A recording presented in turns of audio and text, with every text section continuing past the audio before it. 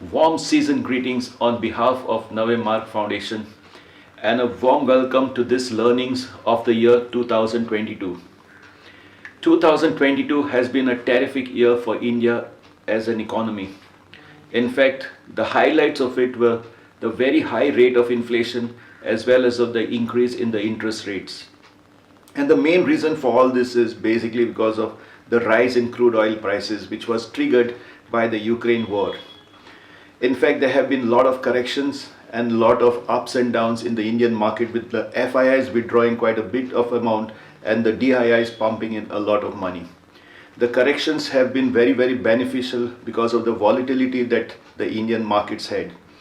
On one side, we saw huge correction, and on the other side, we saw India maintaining its position as the world's fastest growing economy for the third year in a row.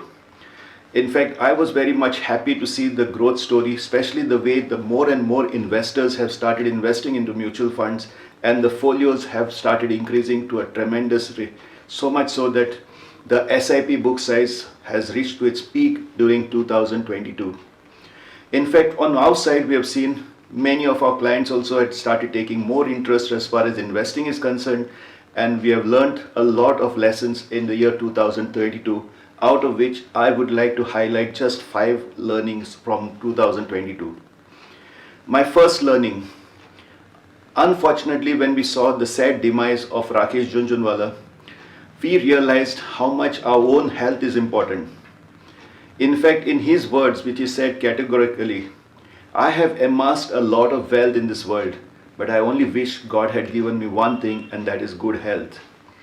And let me tell you, my dear friends, yes, health of your own, in the sense your own personal health, is very important if you want to enjoy your wealth.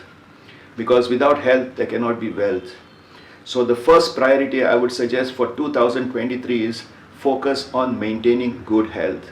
Because if you maintain a good health, then only you can enjoy your good wealth.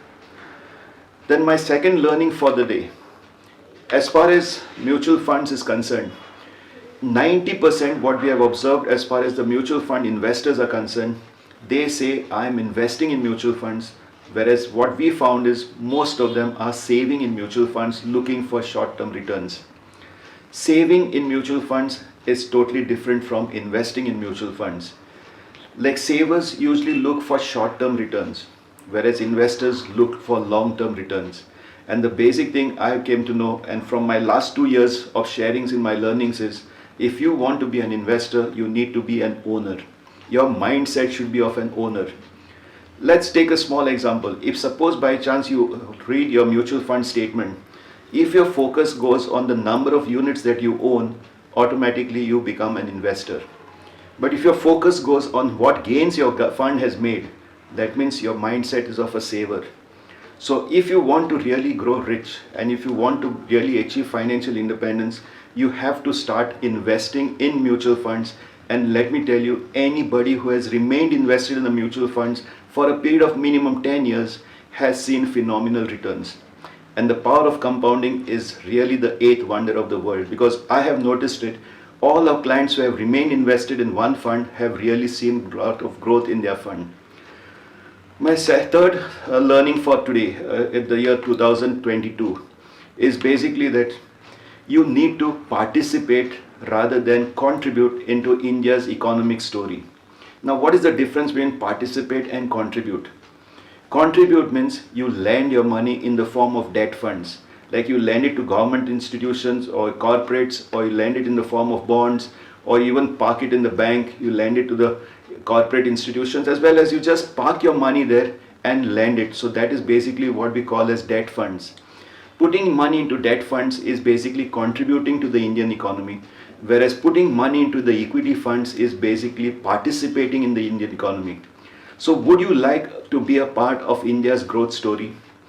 You need to participate in the Indian equity markets if in case you want to really make use of this growth which India is seeing in the last 3 years, and will definitely be in the next few years, I should say even more than 10 years, because now that India has reached its 75th year of independence, we have seen the way the government has been working towards growing the economy through the various PLI schemes as well as the incentives for all the corporates as well as the companies, the startup companies, there is a huge benefit for it.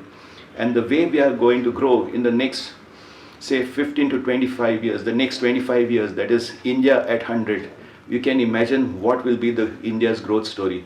So please don't miss out on this growth story by participating rather than contributing.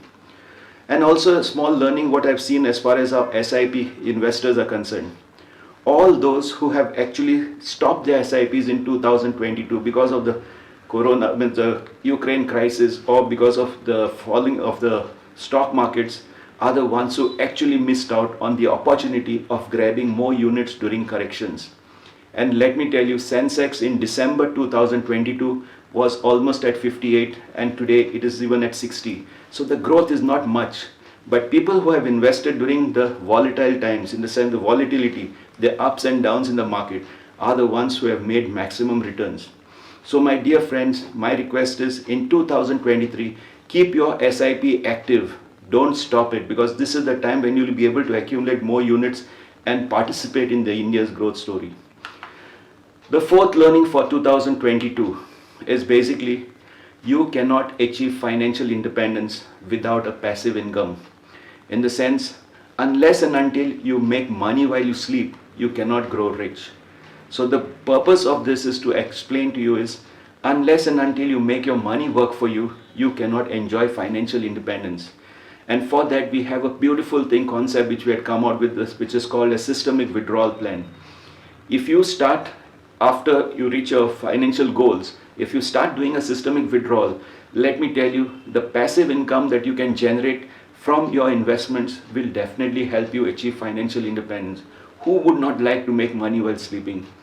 But for that, you need to grow your money plant to such a level that it starts generating fruits for you.